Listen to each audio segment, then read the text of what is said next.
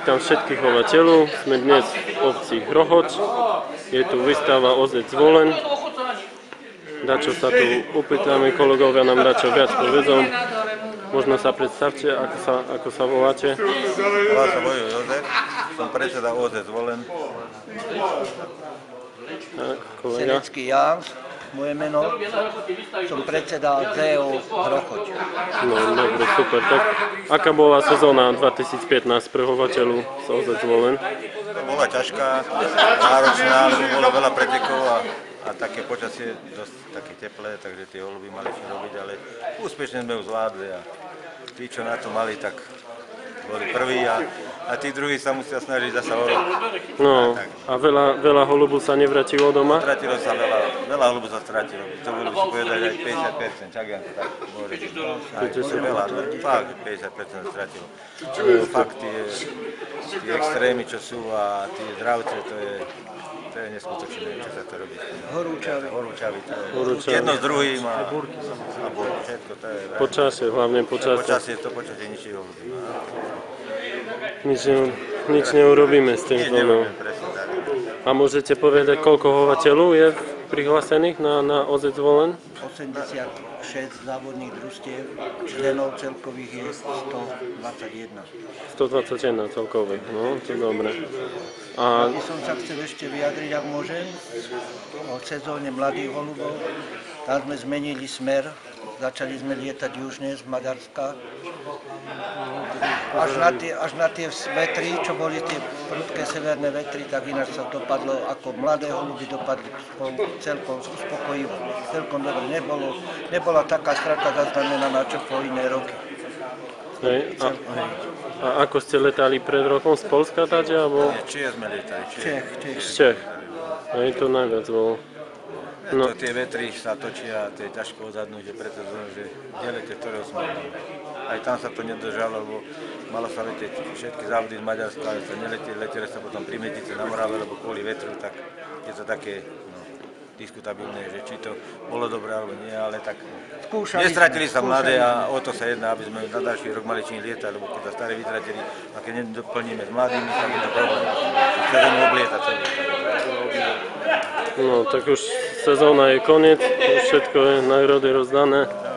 Tejto sezóny roku 2015 je koniec, ale už sú bežia prípravy na rok 2016 v plnom prúde. Pretekový plán a všetko, čo to obnáša.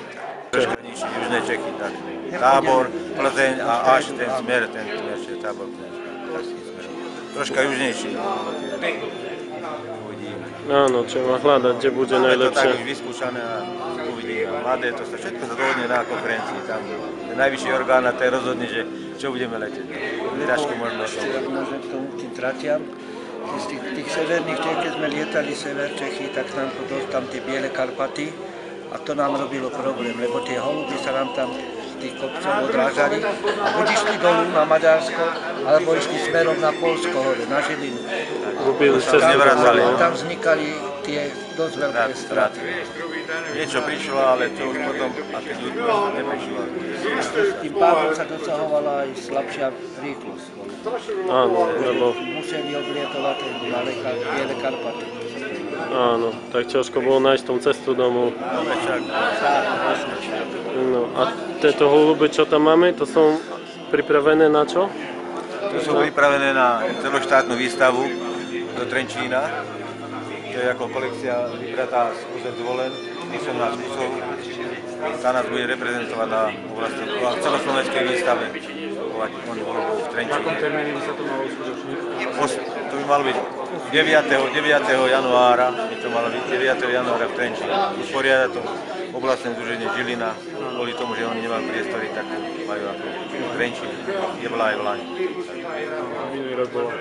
Tam bola tiež. Tieto holuby, prakticky, čo sú v tejto kolekcii výstavnej, tak to sú všetko najlepšie holuby z našej oblasti. V športových kategóriách, aj výkonnostné, aj štandardné, krásne, všetko. To sa vybrať tie najlepšie. A tie skupiny to je Ačko, Bčko, Cčko. To sú krátke trate, stredné, to sú druhé, Dčko, to je kombinácia, Ačko, to je SO holub, Gčko, to sú zasa mladé a tak výkon holub, to je zasa výkon, čo najviac kilometrov nalietal za celú sezónu. A tam sú šport, štandard holuby, to je holub holubice, štandard staré, holub holubica, štandard staré a mláďatá musia mať 3 trate do 100 km. Nová kategória. Aby splnili tú. Áno, musí splniť tie podmienky, ktoré sú dané vopred. No, dobre, a chceli by pánovi ešte dačo pre mladých chovateľov povedať? Pre mladých chovateľov, no naša populácia starne, všetko sme už väčšinou len dôchodci, tak že my môžeme pomaly jesť aj cez týždeň. Tí mladí je málo, ale zatiaľ sa držíme, no.